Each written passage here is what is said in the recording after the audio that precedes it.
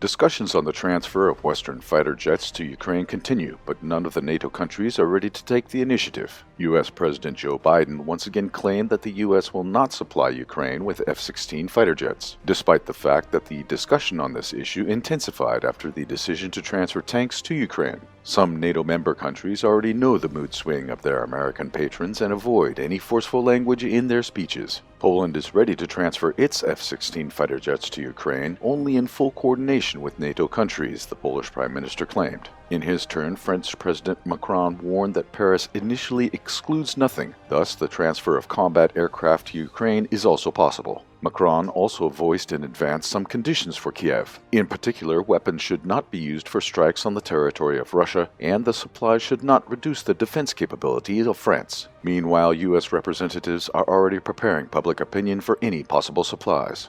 Former U.S. Ambassador to Russia, Michael McFaul, suggested that Zelensky could sign a commitment to not use F-16 fighters for strikes on targets inside Russian territory. It is not clear to what effect such a piece of paper would have during the confrontation between Russia and NATO. In fact, any discussions on the supply of fighter jets to Ukraine are still nothing but talks. After all, the European partners are just waiting for an order from the United States. Washington is apparently in no hurry to escalate the situation further. They still need to deliver the promised Leopard and Abrams tanks to Ukraine. The notorious tanks are only a small part of all the military supplies that are continuously moving to Ukraine, but they became an important political reason for NATO to demonstrate its alleged cohesion and generosity. In Russia, they respectively responded to the upcoming arrival of German and American tanks on the Donbas front lines with their own media campaign. Many public and private figures announced generous rewards for captured and destroyed tanks. On January 29th, a famous Russian actor, on behalf of some representatives of a large Russian business, announced a prize of 10 million rubles for each Abrams destroyed.